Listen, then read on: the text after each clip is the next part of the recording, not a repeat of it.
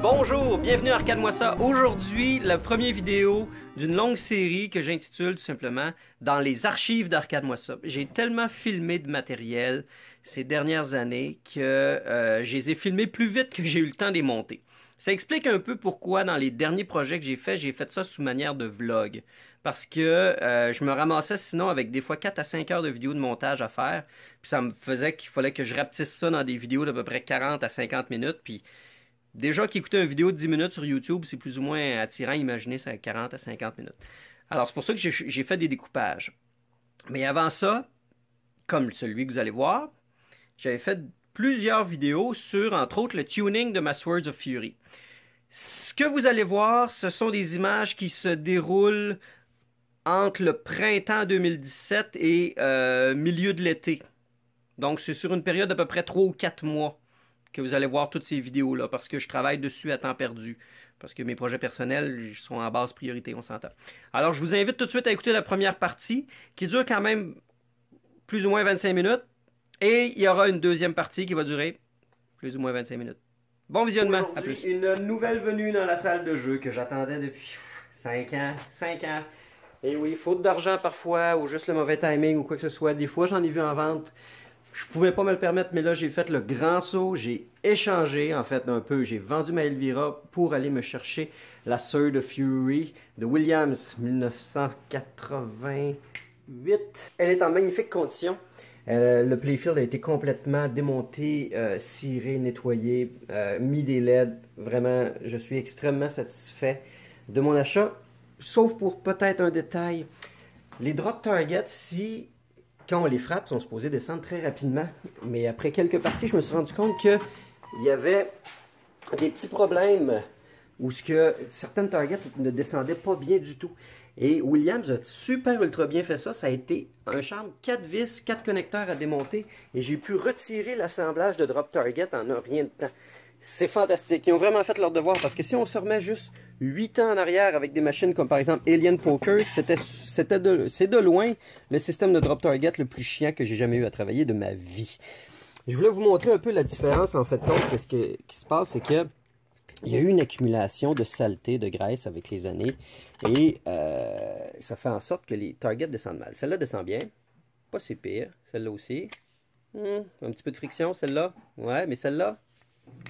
Oh, que ça ne tente pas. Et celle-là, je viens de la nettoyer. Voyez-vous? Clac! C'est supposé faire vraiment un excellent clac. Alors, je suis rendu, en fin de compte, à nettoyer chacune des drop targets comme il faut parce que le système de drop target du mini playfield est vraiment très important. C'est une feature très clé de la game et on veut que les targets fonctionnent bien. Alors si on voit, normalement ça fait ça de même. Ceux-là un peu de friction, mais celle-là, et hein, elle fait comme, tu sais, je peux pratiquement la faire tenir à mi-chemin. Ça fait que c'est un système vraiment super simple. Je vais enlever les petits œillets ici. J'enlève le ressort et on fait le nettoyage. Je m'attendais pas vraiment à avoir à faire ça, mais bon, tant qu'à être fait, c'est une job de près 1 heure, puis le système de drop target va être réinstallé. La game va être vraiment super top notch. Il va y avoir beaucoup d'autres vidéos qui vont suivre sur la Sword of Fury. Vous venez juste de voir le moment où j'ai réinstallé les drop targets de la Sword of Fury. Puis là, je disais, ça va être le premier de plusieurs vidéos d'une série sur la Sword of Fury, puis finalement, peut-être pas. Ben là, finalement, peut-être oui. Parce que je capote. Premièrement, sur ma game, je la trouve extraordinaire à vraiment plein de points de vue. Je l'avais déjà joué chez un ami, puis j'avais fait « Wow, ok, c'est vraiment une bonne système 11. » Mais là, j'ai même pas lu tous les règlements encore. Je m'apprends à la déguster, à découvrir les règles petit à petit, puis c'est une game bien balancée. Vraiment, elle en donne. Mais esthétiquement, il y avait une couple de petites affaires qui m'agaçaient encore. Elle est en très très bonne condition, mais je me suis dit, entre autres le Translite. Le Translite, le propriétaire précédent n'avait pas réussi à en trouver un neuf, une bonne reproduction. Regardez ce que je viens de recevoir. Je l'ai commandé d'un Pinball Center, boutique en Allemagne. Puis ça fait même pas une semaine, puis je l'ai reçu. Ça me fait capoter. Parce que des fois, tu commandes des trucs, des steaks, ça prend 2 semaines, 3 semaines, ça te jamme aux douanes. Bref, le shipping européen est tight. Des fois, il y a des compagnies qui vendent des pièces qui offrent juste un système de shipping, puis peut-être que j'avais juste le priority shipping. Oh, que ça semble beau. Je suis très, très, très content. Parce que je veux vous montrer quand même le pourquoi du comment. Avant d'enlever le petit dernier élastique, je vais vous montrer pourquoi je suis picky un peu sur le Translite de la machine actuellement. J'essaie de le montrer du mieux que je peux. C'est pas évident, ça paraît plus en personne qu'à la caméra, mais le Translite est gondolé. Voyez où est-ce qu'il y a les spéculaires de lumière ici qui se promènent? C'est en fait le Translite, il a comme gondolé avec le temps, avec la chaleur des lampes. Puis ça fait que la machine, on le voit quand même assez bien. Vous voyez, les petits reflets de lumière ici, là, ben, quand on marche autour de la machine, c'est vraiment facile de voir que le Translite, il n'est pas flat. Il est comme full ripple. Et aussi, je vais l'enlever de la vitre pour mieux vous le montrer tantôt. Il y a plusieurs lampes qui font un demi-cercle ici. Vous voyez, toutes les petites bosses? Ben, ici, il y a carrément un trou. Tout ça, là, ces belles petites bosses nervurées-là, c'est des ampoules qui ont tellement chauffé, qui ont fait des bosses dans le Translite. Et ici, la lumière passe carrément bord en bord. Alors voilà, la raison, entre autres, pourquoi je voulais enlever l'ancien. J'ai déjà un petit doute à savoir si ma repro va être bonne ou non. Parce que voyez-vous, avec l'original Translite, il y a carrément des zones masquées par de l'encre argent pour justement favoriser l'éclairage uniquement des personnages et non du background. C'est quelque chose de très commun qui se faisait même sur les backglass des années 70. Regardez comme il faut là, justement le trou, les bosses qui se situent. Il y a quand même un tape aussi qui a été mis pour cacher une déchirure. Alors que la repro, elle, semble être uniquement une impression sur plexiblanc. Alors voyons voir qu'est-ce que ça va donner une fois installé. Oh, aussi, une chose est... Ah, ok, les couleurs sont énormément plus vives aussi. Donc on voit ici carrément que c'est une impression jet d'encre. On peut voir les passages de tête, entre autres, ici, là, en haut de la tête de l'Iron Man. Alors, je dois avouer que les couleurs sont beaucoup plus vives sur celui-ci. Ce que je n'haïs pas nécessairement parce que je trouve que les backglass de Williams des années 80 manquaient justement un peu de saturation dans les couleurs. Ce qui est franchement pas le cas ici. Le rouge est quand même très très rouge. On va voir. Ok, ça fait que je déclippe celui-ci avec simplement à tirer sur les petites languettes de plastique. Je monte le nouveau Translite en arrière de la vitre et on regarde le résultat, voir si on aime ça. J'aime beaucoup, franchement, j'aime beaucoup le petit fini givré autrement que luisant. Je trouve que son aspect mat capte un peu moins la lumière. La saturation, je l'aime beaucoup aussi parce qu'elle va vraiment chercher le rouge du logo Williams. On regarde ce que ça donne une fois allumé. Ah ouais! Ouais. Seule petite affaire, dans le Translite original, on voit pas aussi bien la découpe ovale des valeurs du Augur's Alley. Mais j'aime que ça fasse... ça paraît beaucoup mieux en personne, l'éclairage des LED. Hein, parce qu'à la caméra, on a vraiment l'impression que c'est juste un tout petit spot qui fait comme pack. Mais en réalité, c'est toujours beaucoup plus diffus. Je dirais, petit défaut, là, être picky, là, on voit quand même assez bien la trame d'impression de la tête, là, de l'impression jet d'encre. Je ne sais pas si la caméra... Vous voyez la ligne ici? Ça, c'est être picky. Mais je pense que je préfère ça, finalement, à l'original. Malgré tout. Parce que quand c'est plus saturé, une fois que c'est rétro-éclairé, ça préserve mieux sa couleur. Puis c'est le cas ici. Le backglass pop plus. Il y a une affaire que je comprends pas, par exemple, qu'ils ont faite. En fait, qu'ils n'ont pas faite, c'est qu'ils ont mis absolument aucune lumière dans la zone de ce qu'on appelle ici le titan.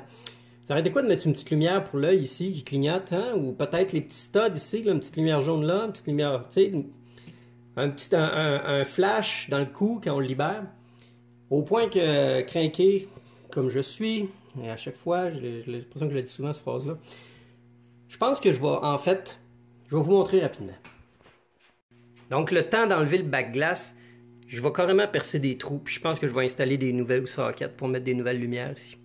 Parce que c'est ça, je suis un crinqué. Vous voyez les ovales que je parlais tantôt, on les voit très bien ici. étrangement, c'est pas des LED. C'est des 47. Même chose ici. On dirait qu'il a manqué de LED ou je sais pas. Strange. Alors, je vais rajouter les lumières ici. Aussi, un autre petit travail que j'ai fait sur la machine depuis que je l'ai, il y avait un bouton d'ajout de crédit juste ici. C'est sûrement l'affaire la plus lâche, pas lâche que j'ai vue être faite sur une machine parce que toutes les machines se mettent en free play. Là. T'as qu'à aller dans la programmation puis tu mets en free play. Puis c'est pas mal moins de job que de percer un trou puis de mettre un bouton puis d'aller hacker les fils. Je sais que c'est pas le propriétaire précédent qui a fait ça, mais dans sa vie, un gars chez eux qui s'est dit, ben je vais y mettre un piton ici, comme ça on n'a pas besoin de mettre des 25 cents à chaque fois. Je le comprends pas. J'ai peinturé le petit Williams en rouge ici, parce que je suis le même. Fait des petites retouches de noir aussi, ça a coin d'or. Comme ça, elle est impec. Je veux faire un sticker ici, écrit Challenge me, parce que quand on part une game, ça dit Challenge me. Et puis, je veux faire aussi un kit de stickers custom pour tout l'assemblage de plastique noir ici. Aller rechercher en fait le motif de pierre et donner vraiment l'impression que ça, c'est un couloir d'un château finalement pour aller avec tout le reste de la machine qui a justement la thématique château médiéval. Il y a beaucoup de choses que ça me tente de faire, cette machine-là. Elle me stimule beaucoup. J'ai fait aussi une cire au novice dessus. Alors déjà que le playfield est clear coaté à 4 couches de vernis, en faisant une cire, je vais vous dire que la game, she's pretty fast. Toujours dans le but d'améliorer un peu plus la Sword of Fury, qui a une belle lockdown bar chromée par le propriétaire précédent. J'aime bien quand la section mousse est propre et neuve. J'achète en fait cette mousse-là, qui est un ruban isolant en mousse à cellule fermée pour automobile et usages multiples. Ça coûte à peu près 10$ pour 30 pieds au Canac. Et puis, ce que je vais faire, je vais nettoyer, poncer, puis rendre un peu de shine à tout ça pour que la block down bar soit belle autant inside out. Déjà beaucoup mieux. Un petit coup d'SOS, des fois, là, ça fait vraiment un petit coup de jeunesse qu'on a besoin très rapidement sans avoir à aller encore plus acharné que ça. Il reste à mettre juste le foam. Le shooter rod est notre premier contact avec la bille.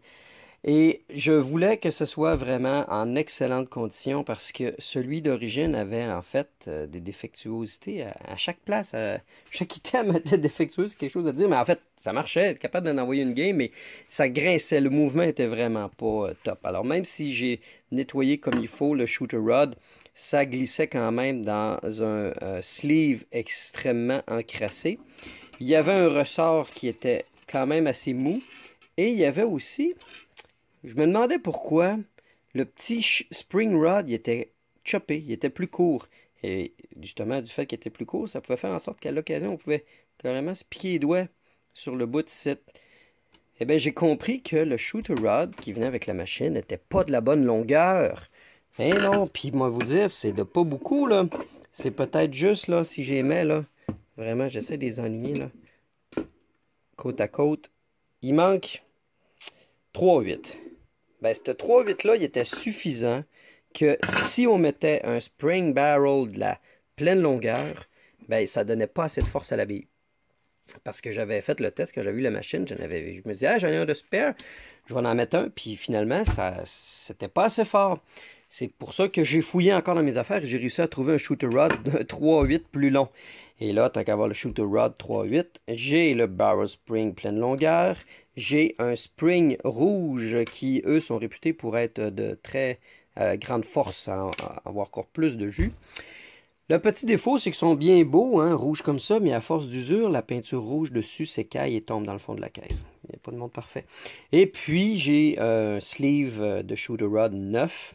Le glissage va être parfait, et bien sûr. Bon, j'ai mon shooter tip, mon petit rubber. Le E-clip, lui, c'est celui d'origine. Il y a un bout, là, lui, il fait bien la job, fait que je vais garder celui-là. En fait, c'est vraiment parce que je dirais que je suis un peu énervé de faire ça, parce que ça marchait. C'est juste en fait le bout de vraiment la main qui s'accroche sur le spring qui m'agaçait. Parce qu'en réalité, la Swords of Fury n'a pas de skill shot. Il n'y a pas vraiment de moment où si tu le lances à une telle force, tu peux atteindre un bonus supplémentaire ou quoi que ce soit. Bref, le shooter rod, tout ce qu'il fait, c'est qu'il envoie la bille dans l'assemblage de plastique noir, ce qu'on appelle aussi le diverter. Puis, il n'y a aucun contrôle. C'est l'ordinateur qui décide où ce que la bille s'en va une fois qu'il est dans le diverter. Mais je voulais quand même que le shooter rod ait le meilleur feeling possible et l'envoie le plus rapidement possible. Et je vais vous dire, j'ai fait un petit test et ça garoche en tabarouette. Donc, je vais réassembler ça Et en même temps, je suis en train de faire ce qui doit être fait de façon primordiale sur chaque achat de machine usagée, c'est changer le Flipper Rebuild Kit. Et comme d'habitude, comme il n'y a rien qui peut aller complètement bien du premier coup, ben, j'ai acheté 2 kits à Allentown de Flipper Rebuild. Les kits Williams 1988-91 Flipper Rebuild Kit. J'ai pris soin d'en acheter un right et puis un left. Ben, ils m'ont mis 2 left. 2 left. Et quand je dis 2 left, la seule pièce qui se différencie, c'est celle-là ici. Vous voyez la petite languette ici, c'est elle qui s'en va actuer le end of stroke switch quand le coil est activé. Pour le left, est en fait à droite. Et quand il est à droite, la petite pin est à gauche. Alors, il va falloir, en fait, ce que je vais faire, c'est que je vais quand même garder le plunger, le link et même les petites bottes. Mais je vais prendre l'ancien, en fin de compte. Ça, c'est ici que vient se serrer le flipper. Alors, disons, on pourrait dire la bague de serrage du flipper, l'activateur de l'end of stroke. Je vais prendre celui qui venait avec la machine. L'important, c'est qu'au moins, je dirais, ce qui fait vraiment beaucoup de différence dans le mécanisme d'activation, ce qui nous permet d'aller chercher, ça a l'air niaiseux, là, mais des petites microsecondes de réaction, et ça donne une petite affaire, le plus de puissance qu'on veut pour aller chercher la rampe au maximum de vitesse. Et bien, c'est le link et le shooter ici se doivent d'être en meilleures conditions possibles. Alors, une fois que je vais avoir nettoyé cette pièce-là et cleané, je vais avoir sensiblement exactement le même effet. C'est quoi en fait un flipper rebuild? Hein? C'est quoi que ça implique aussi? Il y a plein d'autres pièces que je vous montrerai un peu plus tard en dessous. Mais on va changer le coil stop, les 2 petites bottes qui tiennent le coil stop, le spring. Dans le cas des machines System 11, il y a cette espèce de grosse... comment dire, à ce qui me semble, c'est une espèce d'anti-spark, une espèce de résistance au condensateur qui fait en sorte que c'est capable de gérer parce qu'il passe vraiment beaucoup de jus dans ce coil-là. Alors, semble-t-il que justement, ça évite d'amener trop de stress sur les bords de puissance. Et bien sûr, un coil sleeve qui est systématiquement toujours très encrassé. Alors, c'est ce qu'on a ici. Coil sleeve. Ah oui, aussi, cette petite bague-là dans laquelle le flipper fait sa rotation.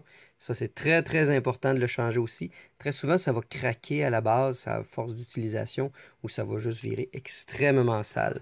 Mon téléphone a la misère à faire le focus. Hein? Et bien sûr, extrêmement important, changer la end of stroke. Parce que la end of stroke, c'est par là que passe tout le voltage du coil. Il faut vraiment que ça soit le plus propre possible pour qu'il y ait au moins le maximum de puissance qui peut se rendre dedans. Et quand je parle de la petite languette ici, là, ça, là, ce que ça fait, c'est qu'à la fin de l'activation du coil, ça vient l'ouvrir le contact.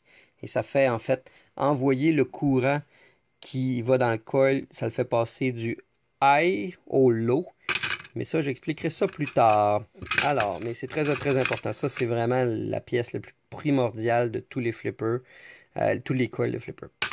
OK, ça fait que, ceci étant dit, ben, je vais réassembler ça. Et je vais faire la petite transition de pièce ici. Eh ben, pas si pire finalement. Alors, on a ici le plunger qui a eu la transplantation de pièces. Alors, vous êtes capable de l'identifier? Eh bien oui, c'est lui. Ça, c'est l'ancienne pièce que je viens finir de frotter hardiment. Et puis, ben, écoute, l'illusion est parfaite. La pièce est en excellente condition. Franchement, il y avait absolument rien d'autre de mieux que de justement bien la frotter. Ce qui fait que là, maintenant, on a vraiment un excellent plunger. Yeah! Ça, c'est ça de régler. Ah, ben on y est arrivé. Fini d'installer. Il est formidablement en pleine forme. Contrairement à l'autre qui ça va y faire du bien, là. Puis en fait, c'est sûr, bon, la plaque, quand on achète un rebuild kit, on n'a pas la plaque de soutien. Donc, je l'ai tout enlevé, je l'ai complètement nettoyé. Et puis c'est sûr que ça fait déjà une bonne différence sur le visuel. Mais c'est pas juste le visuel. Côté fonctionnalité, il va y avoir du jus. Que je voulais aussi montrer, parce que là, une fois que maintenant que tout ça est assemblé, le plus important, c'est le flipper maintenant. Il faut qu'il soit extrêmement bien serré, mais vraiment très bien serré. Et ça peut être assez touché. Ça m'est déjà arrivé que j'ai tellement serré que j'ai pété une botte. Mais juste avant ça, c'était pas assez serré, ce qui fait qu'à force de donner trop des gros coups, le flipper déplaçait, il restait pas en place. Avant de me rendre à serrer le flipper, ce que je dois faire, c'est l'ajuster. En ce moment, il est suffisamment serré dans le socket en dessous, ce qui fait que, dépendamment où je vais le positionner, il va garder sa place. Là, ce que je veux, c'est m'assurer que, non seulement qu'il est bien aligné avec l'autre, mais il est aligné aussi en fonction de ce qui est supposé être comme angle en sortie de l'usine. Alors, ce qu'on veut, c'est entre autres un flipper qui est aligné, qui quand la bille roule sur le outlane, la continuité est parfaite. Ben pour ça, on a une petite aide ici. C'est le petit trou qui est là. Vous pouvez vous demander c'était quoi? Ben ce petit trou-là, là, il sert à mettre, par exemple, un petit cure-dent. Comme ça. Laissez là. Alors, je laisse pas ça. Mais en fait, c'est le guide pour savoir où il faut venir à côté. En fait, on peut y aller à l'œil aussi, là. Ce que je vais faire à l'instant. Alors, c'est important de faire l'ajustement sans l'élastique. Une fois que l'élastique, normalement, il vient se couvrir par-dessus, en fin de compte, le trou. Ce qui fait en sorte que quand les deux flippers vont se lever, ils vont arrêter exactement à la même hauteur sur le playfield. Alors, on pourrait dire maintenant que le flipper est... peut-être... ouais, non, c'est pas mal ça. Que le flipper est vraiment bien positionné. Et là, je peux aller resserrer en dessous en sachant que lui va être parfaitement bien aligné. Et puis, par la suite, on va mettre l'élastique. Enfin, les deux flippers sont mis et ça fait magnifiquement bien, je dois l'avouer. Vraiment, j'adore les flippers jaunes avec le rubber rouge. Et puis, on peut pas dire que ça ne fait pas avec la machine, hein, parce que si on regarde avec la Brand, c'est la même tonalité. Donc, c'est en parfaite harmonie. Alors, je comprends pas pourquoi c'était pas de même à l'origine, mais bon.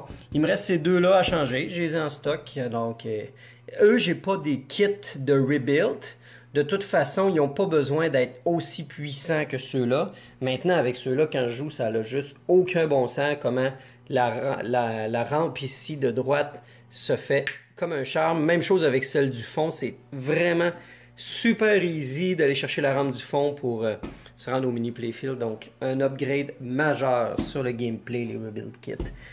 Mais ici, ça va être purement esthétique. C'est sûr que je vais tout nettoyer, l'assemblage, le switch, l'end of stroke.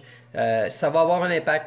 Ça va améliorer quand même si ce n'est pas un rebuild. Le fait de nettoyer tout ça, ça va vraiment changer la game. Même s'ils n'ont pas besoin de beaucoup de puissance. Ils sont déjà suffisamment puissants comme ça. J'en ai profité ici. Je n'étais pas content parfaitement là, de la petite potée que j'avais mis. Donc, je l'ai ressablé. J'en ai remis un peu. Et puis, j'ai fait ça aussi sur la tête. Beaucoup de petits ajouts. Particulièrement ici, c'était le coin qui m'agaçait le plus, qui était vraiment hyper choppé. Avec cet ajout de potée-là, ben, la tête reprend maintenant son allure d'origine. Même chose de ce côté-là, il en manquait quand même une bonne pâte. Alors, je mets une petite couche de peinture là-dessus. Et puis, je vais faire le petit dessin de tribal, le terminer. Et puis, on pourra dire qu'esthétiquement, côté cabinet, je pense pas que je vais aller plus profond que ça. Là. Ça va s'arrêter pas mal là. Là, l'affaire qui me titille pas mal beaucoup l'esprit en ce moment, c'est que là, j'avais réussi à trouver une reproduction du Translite sur un site allemand, Pinball Center.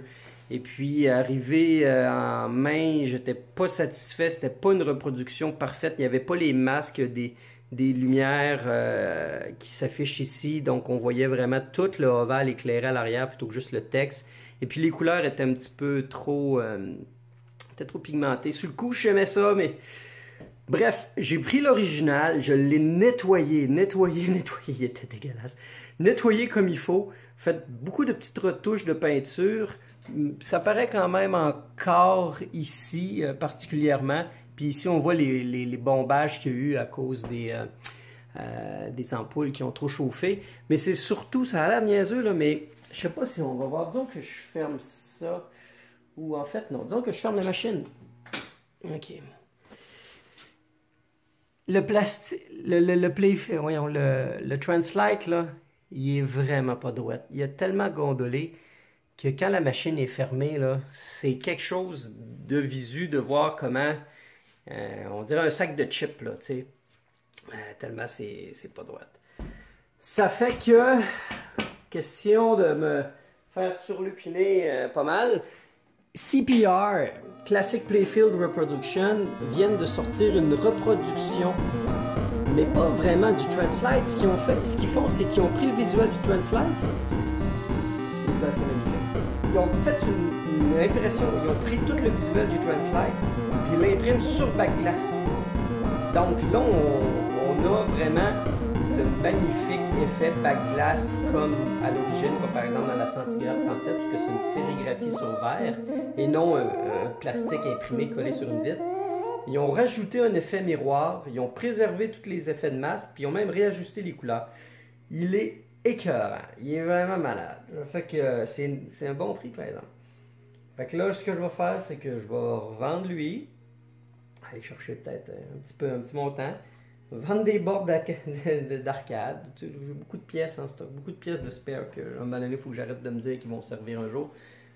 Fait que je vais me financer, je crée bien le back glass original, la reproduction de Classic Playfield Production, compagnie d'Halifax. Puis je vais vendre du stock de mon atelier tant et aussi longtemps que je suis capable d'aller me chercher. Parce que ça va être... Rendu où ce que je suis là avec la machine là. Pas le choix. Pas le choix. Pas le choix. OK.